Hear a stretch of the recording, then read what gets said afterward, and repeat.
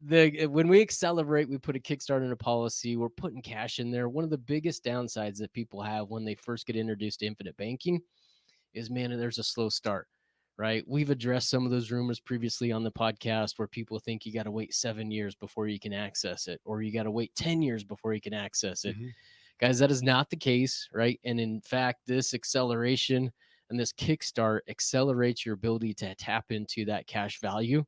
And again, right, we have a nicely designed policy. We get a kickstart in there. We can take a loan within the first 30 days. So greater cash values available immediately with this design.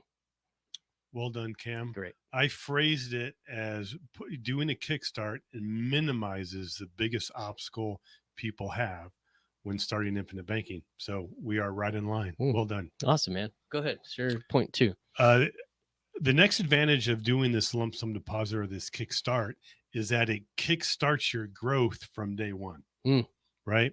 We start that uninterrupted compound immediately. Also, it allows us to access the capital immediately. Like Cameron had said, 30 days. Well, if you're one of my clients, we can get that in as little as 20 days. I don't know where you got that number, but I will show you again the next time I'm training you with an illustration. Great, kind of show you where to get it. I can't wait. Yeah. What's a pro you got, Cam? Similar, right? You said kickstart your growth. I just said kind of the long-term impact on the policy is going to be beneficial. Right. If you look at some of the metrics that we look at when we're comparing designs, I personally look at break-even years. What year's a good break-even, which means we put $1 in, we have $1 available. And so I like to see those in certain years, depending on kind of the design. And so putting a kickstart in will actually help accelerate or bring those break-even years up sooner. And so again, I'm just reiterating kind of what you said.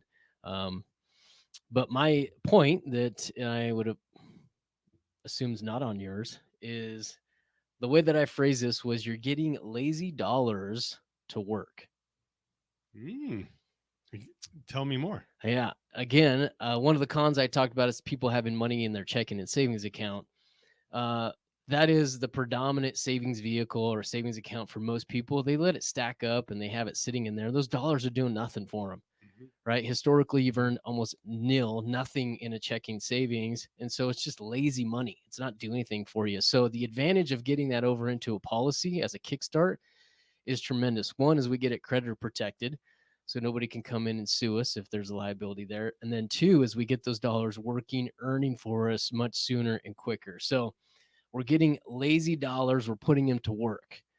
Typically, there's two things that way that I phrase that. If somebody comes in, one of the burdens that people have when they first get started is the decision that they have is, should I pay off debt, but I also want to save for retirement?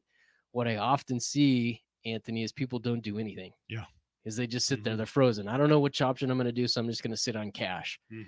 Again, creating cash value is kind of an and asset. So we can fund that, create the savings vehicle or path for retirement, but then we can put a strategic kind of debt reduction schedule for that cash value. On the other side, on the investor side, is the way that people are typically looking at it is they're usually sitting on cash just for some sort of expenditure along the way, right? We've got maintenance, we've got upkeep, we got all this stuff. And so they're sitting on cash as well. And so instead of just keeping that money in a savings account doing nothing, great, we're going to go put it into a policy, create cash value, have it protected, have it growing over the year for you. And if you ever need it, we're going to come back in, tap into it using a loan. So those are kind of the two ways that IBC clients are getting their lazy dollars to work for them. You want to see the entire episode? Click here. If you want to learn how investors use infinite banking to increase their returns and lower their taxes, click here. If you want to see if infinite banking is for you and you have some questions, hop on a discovery call with us and one of our coaches. The link for that will be in the description.